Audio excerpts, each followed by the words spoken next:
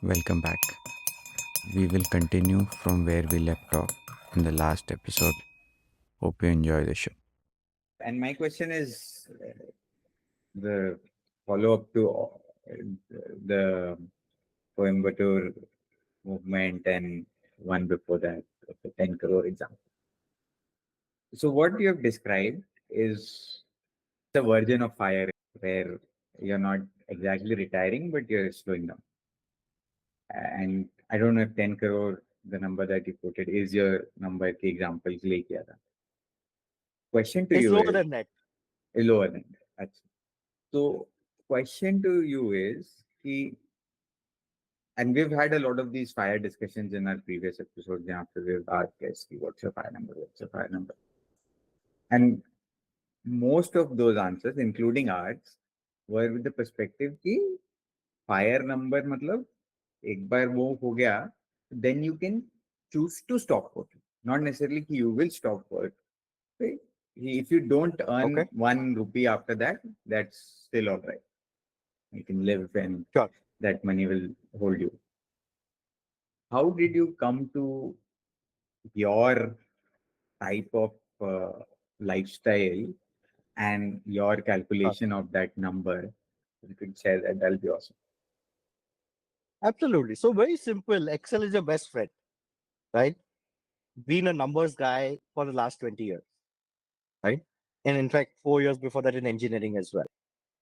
If you, with certain assumptions, which you unfortunately need to take today, saying that, okay, look, one kid, 15 years later, education will cost X crores in INR terms for the time being. Want to buy a fancy car 5 years later will cost X lakhs. House is there where the rent, buy, EMI will cost X, right? If you make those 10, 15 columns of certain cash flow, it will either give you the comfort that, look, I can get there in 5 years, 10 years, 15 years, right? Or I need to do much better to get there in 5 years, 10 years, 15 years, and not 20 as an example, right? Most people think they want a certain lifestyle, right? When they actually get it, it might not be what they want, right? So I had a client from ISB who said that, look, Jay, if I get to a certain amount of wealth, me and my wife have decided that we'll go to Goa and retire. Right? We'll figure out something. We'll do some farming. We'll do something out there. Right? Both of them are still working 15 hours a day. They've got to that number 1.5 times. And Jay, we realize we'll get to that number, but kya karenge? Right? So, Siddharth, the answer is not to get to that number, but getting to that number and still being able to do what you like.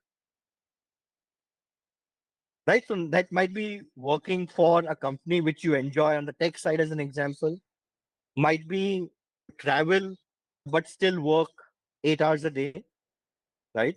Might be sitting on a beach with a book, but I can tell you 85% or 99% of the people that I've met, that's great to do for a month, right? But if you have that itch to do something, I'm not saying you have to conquer the world, right? You still have to figure out to do something, and then money is a bonus. So my personal view is, and I know everyone talks about the fire number, assumptions change, iterations change, life changes, and that is what we can't control per se. I can make those assumptions today. I can get that comfort in 10 years, in 5 years, I'll be there where I want, right? Let's say very simple. If I'd asked Rohit this question, let's say a year and a half back or 2 years back when the layoff things were going on, you'd not be even talking about the fire number. Literally survival at that point. It's survival. Absolutely. So now probably you guys are more comfortable saying that, oh, look, I can get to X amount of wealth, Yep. and then I'll be comfortable. Right. So those things change. So my sincere advice is that be open to changing those assumptions. Mhm. Right. don't get caught up on a number because, tomorrow, let's say if I shift to Singapore as an example, right? The fire number in Singapore and fire number in India is very different. Yeah. Right? Fire number in Bombay and fire number in Coimbatore is 20% different. Right? So definitely do these calculations, but don't let it govern you, is what I would say. And keep it as simple as possible. Right? Yeah. People like me will keep coming up with these acronyms to trouble people like you, saying that do this, do this, do this, and that's the answer to your questions. But at the end, common sense is what prevails, which I think everyone has. And as long as you don't do things which are stupid, you should be fine.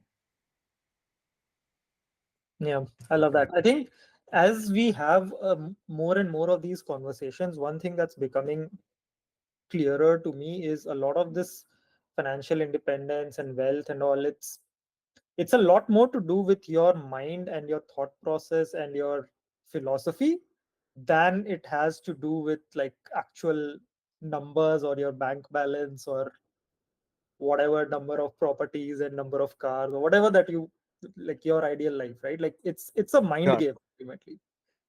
It is a mind game.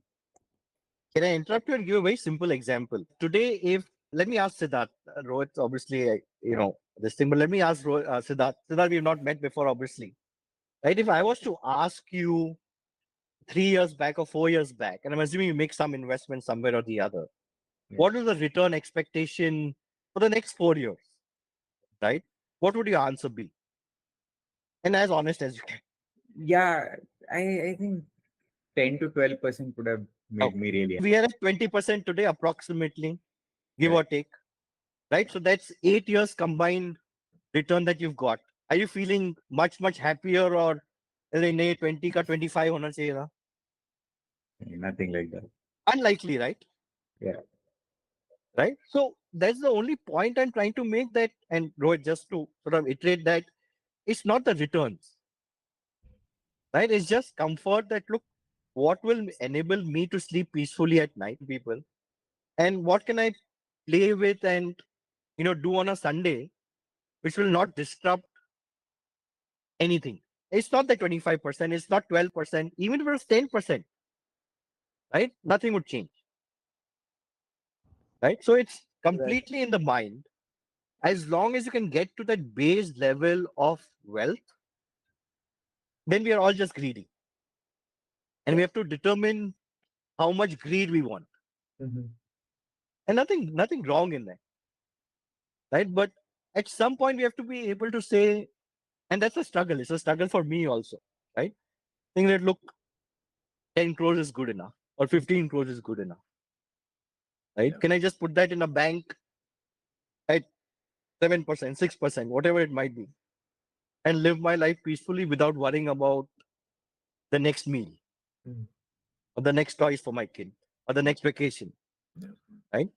And most people don't have an answer for that because they're scared that if they do that exercise, they'll realize that number is much smaller than what we are chasing. Mm. And we'll get there in 5 years. There's a great article on this by Morgan Housel. I think Okay. it's called How to Get the Goalpost to Stop Moving, which basically talks about this point exactly. Like you make a goal and then you get there, and then you quoted the example of one of your clients, right? Like they pass that number and they are at 1.5x or whatever. Now, what's the next milestone? So once you are at like, okay, karodpati banna hai, you get to 1 crore, and then that's not enough. Acha chalo abhi 2 crore, where does it stop? So yeah, I totally get that. If you can stop it, that's fantastic. That's the goal, I would say. Right? So, a lot of us, including me, want to keep these goalposts at a number, but it actually should be more qualitative. Right? Saying that, okay, look, can I spend how much? Can I increase the time that I play with my kid? Can I take 3 trips instead of one that I'm doing currently? Or look, can I just go for a walk when I want? Hmm. Right? Or can I take up a sport? Right? these are not goals that you hear, right? Yeah. Because everyone is chasing a fire number. I love that. I- Love that. Actually, a connected question to that, Jay, because you would have had exposure to a number of different clients. I am assuming a lot of them might be NRIs also. And this behavior that we all long for, what you mentioned, we all want to think like that, but very few are able to. So, in Sure. your experience, while working with this diverse range of clients that you might have had, how many or what percentage would have you observed have are actually brave enough to think like that, as opposed to people like us or 5%. just 5%? But that's a big number. I thought it will be lower than. So I think so because a lot of my clients are also past 40, right? They've also done well in their life, accumulated a lot of wealth, right? Saying that, look, roti kapda makan hai to the level I want. What am I chasing? Right? What am I chasing? And at the end of the day, you're right, Siddharth, it's not an easy question to answer. But I think the starting inertia is the most important hurdle, right? I agree. In fact, of those 5%, how many are parents with kids in college? Yeah, All of them, almost that all of them. I think that might be a big factor, because as a parent of a young child, that is the biggest thing that plays in my mind. इसका कैसे Absolutely. करेंगे? But I'm saying, so that's the whole thing, right? That look, if you put in a number basis, maybe what you've done, right?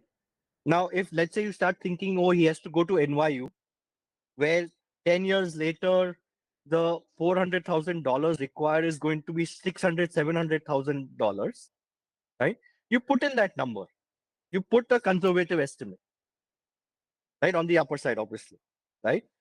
And I can still tell you, Siddharth, that even if you put in that number, then make a reasonable expectation of how your wealth will also grow. Right? Most of us beat ourselves saying that, "Arey, wo bhi hoga, to ye kaise hoga?" and take two opposite sides. That's never going to work. If you're being optimistic, take everything optimistic. Right? But over time, I have a 9-year-old son, right? And I'm fairly sure I think I'll be able to provide for him. Think of this and the simple math that I'm trying to do, right? I'm just taking a random number, but let's say you put in 2 lakhs in a SIP every month for the next 25 years, right?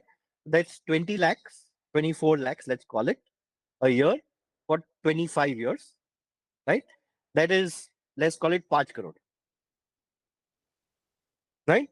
What is the value at the end of 25 years? Can you take a guess? Forget inflation, forget all those things. It's 50 or 45 or something like that, right? Now, how many of us are on that path to put in X amount of money, hoping at the end of 25 years, this will be the amount? I would say again, 4 to 5%, if not less, right? But as you said, if you have a young kid today, right, and look like, right, Right. 25 years is not a big thing for him. At 30, if you're able to provide him a big chunk because you started something today, but we are more worried about, अरे यार जय ये 6 महीने में कितना return आएगा, right? Or what will the markets do because of the budget on the 23rd? Or what will the markets do because Modi did not get or BJP did not get so many seats, right? This noise and information is something that over time all of us have to learn to filter out. And I think most of them have realized that all this doesn't matter, right? Another example, right? Let's say you were compounding at 15%. Let's assume for the time, right? Let's assume if there after 5 years of compounding, if there was a 30% fall in the market, for whatever reason, something happened, Right? What does that CAGR come down to? Approximately, if you had to take a guess. 10%. Approximately 9%. Okay. Right? That's a significant change, let's assume. Right? If you're compounding for 12 to 13 years at 15%, and a 30% fall comes, right? What does the CAGR change to?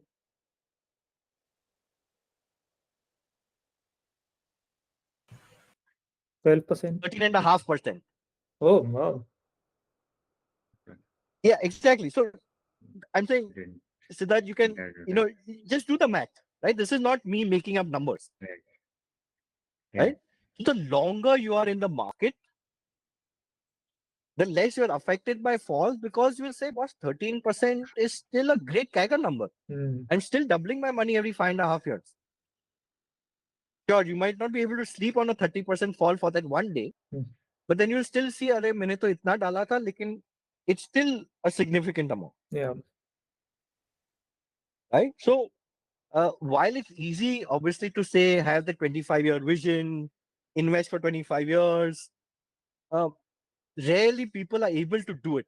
And it's a journey for me also. Right? Hopefully, when he's around 30, I'll have enough for him to be able to say, look, here's this, do whatever you want with it. Let me lead my life and do what I want. Make a startup, whatever you want to do. And do the math. I'm sure those listening to this can also do the math. These are simple answers. It's not rocket science. बहुत दिया है. बहुत दिया है. Cool. Let's switch gears a little bit. We have a financial advisor on the show, तो ये तो पूछना बनता है कि मतलब market का क्या लगता है? What's happening? What's going to Doesn't happen? matter. Doesn't matter. Doesn't matter. I can tell you, giving you data points. I'll try and give as to how we see things also. Yeah. I can give you multiple data points. This is happening in small cap. This is overvalued. This is undervalued. This sector is hot. This is not. At the end of the day, for me, there are 3-4 things that work, or have worked rather. Right? One, staying in companies which have great promoters, like clean promoter, and then you roll the dice. Right? 80% of the times it will work over an infinite amount of time. Right? Second, as long as those stocks fundamentally are doing well, again over a period of time, you should be okay at 15%. Right? What we can't control definitely is sentiment. Right? To give a very, very simple example, one of the markets which has done very poorly in the recent 4-5 years is China. Right? Because you talked about trade wars, you talked about the president, we talked about the real estate, we talked about COVID with respect to China, and is actually done very poorly. Right? But would I want an allocation to China which is still on track to grow significantly? Right? Not as much maybe at 5 years back, because real estate has obviously taken a very big hit. Right? But to overtake the US at some point, right? Still remaining a black box at the end of the day, and access to a very different market. Philosophically, morally, ethically, we can talk about China and all those tangents. Right? But from a pure investment standpoint, do I want some exposure which is very different from India and the US? Yes. Has it not played out in the last 3-4 years? Yes. Fundamentally, is Tencent a money-making machine? Yes. Right? Do I want to give money in the shorter term to something which is high on perception? Maybe not. And expensive? Maybe not.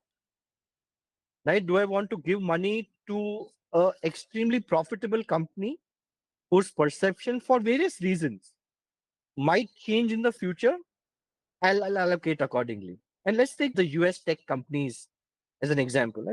At some point, Meta was down 50%. Yeah. Right? Did the growth numbers reduce post-COVID as an example? But was it still churning out money? Is there still potential in WhatsApp? Is there still potential in Instagram? Did that change? I don't think so. Right?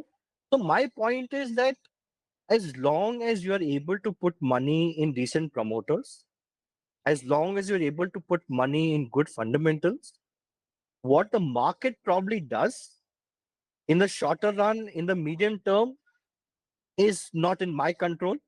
I wish it was, but it's not, right?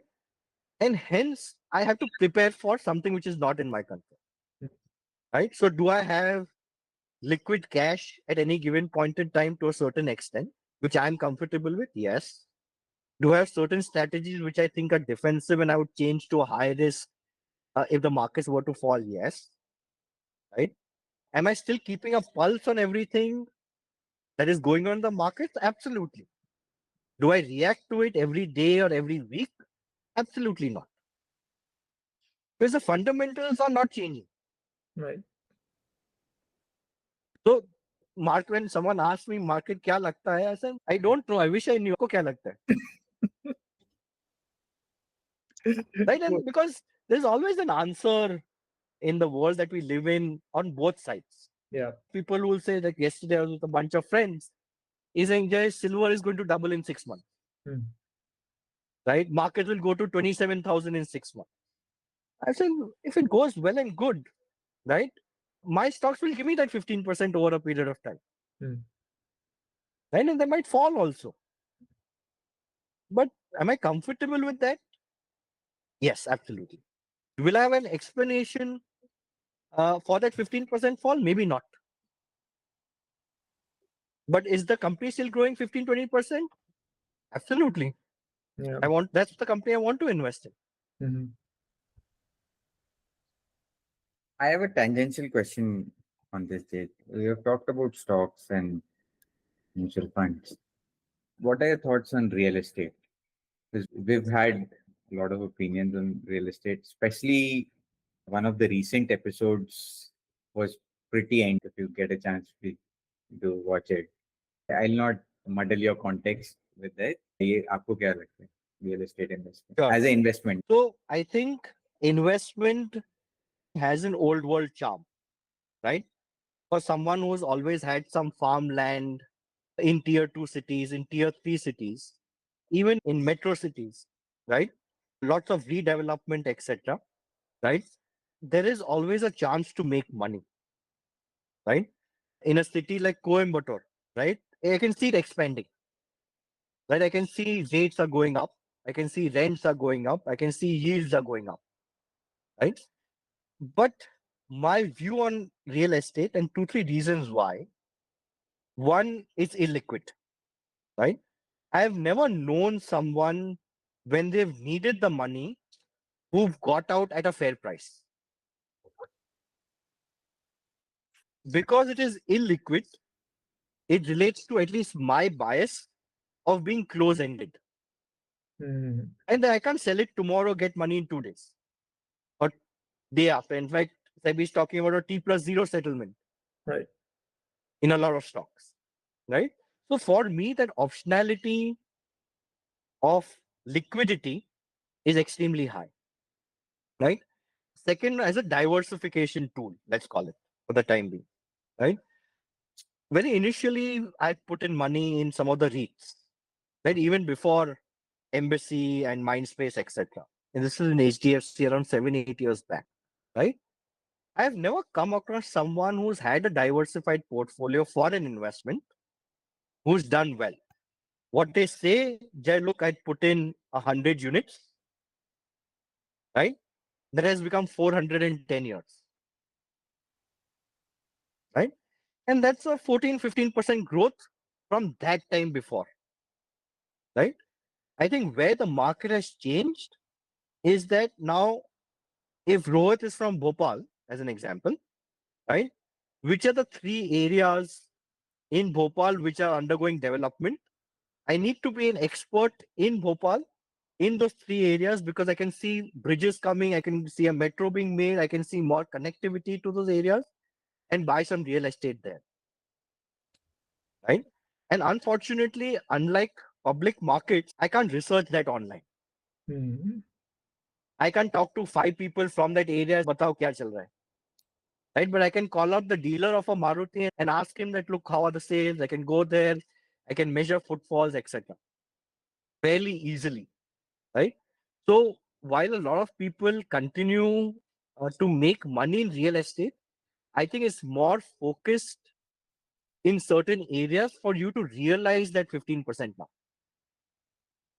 Or in other words, real I don't estate think it's a expertise is like localized expertise rather than nationalized absolutely, or globalized expertise. absolutely. Like say the building that my parents live in Bombay, Mm, and they might go into redevelopment, mm, right? Will the prices increase substantially? No. It's just that they're getting 10-15% more of real estate. mm, Will the prices go up? Would I buy it in the same locality? Maybe not. mm, Right? Let's say for a lot of people in Bombay, they don't value the jewels of the past 10 years, right? So let's say South Bombay is considered, one of the best places to stay. mm, But if you were to ask me, I'd say, look, I want a pool, I want a tennis court, I want the amenities, I want a community. I don't want to stay with old people, as an example, right? And that's if you, me, and Siddharth are not buying out there, prices are not increasing there. mm, But the only reason I know that is because I know only old people stay in this building. Breach Candy will go, has no space. So I need to maybe move further away from South Bombay right. to satisfy other needs, and those prices will go up. Mhm, So definitely localized, at least according to me.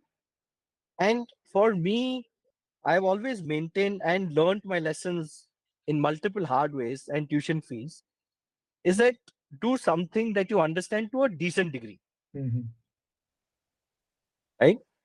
While I can see multiple buildings coming up in Bombay, some under construction, there are enough of stories that you hear, and true stories, obviously, of buildings not being completed, mhm, the builder doing some fraud, etc. Sure, if you go to a Loda, Godrej, etc., etc., you might land up making returns, but I think once you actually sell it, not so much. Like, so as an very simple example, the office that I bought in Lower Parel, when did I buy it? Let's call it the 8 years back, right? Has given, if I was to sell it today, actually, after all costs and what I've paid, has given me a 3% return, wow. right? And Lower Parel, hot area, mall is here, etc. Yeah. But there's just so much supply in Bombay. Mm, And stamp duty and this and broker fee, whatever it might be. At the end, net, I'll make 3% if I had to take a guess. interesting. So I'm not saying nobody's not making a 20% return, right? If you bought a lot of houses in COVID, you're sitting on a 50% return in 3-4 years. Mm, But that is still mm. 10-12%. So if you break it down, in most cases to a return, it'll be somewhere between 8 to 13%, which I'm confident I'll make in the markets. Mm, So that's my bias, not necessarily what someone else is comfortable with. But if someone has the expertise in that, let's say, in Bhopal, we were talking about in general, right? And you're telling me that, look, Jay, either a bus stop aega, either ye aega, developing tier 2 city, smart city, etc. And that might be a good option. But I definitely, sitting in Coimbatore, Bombay, don't have that expertise to right. be able to say, Bhopal mein le lo. Mhm. Fair enough. This is the end of part 2 of the episode. We will continue next week with part 3. Thank you for listening in and stay tuned.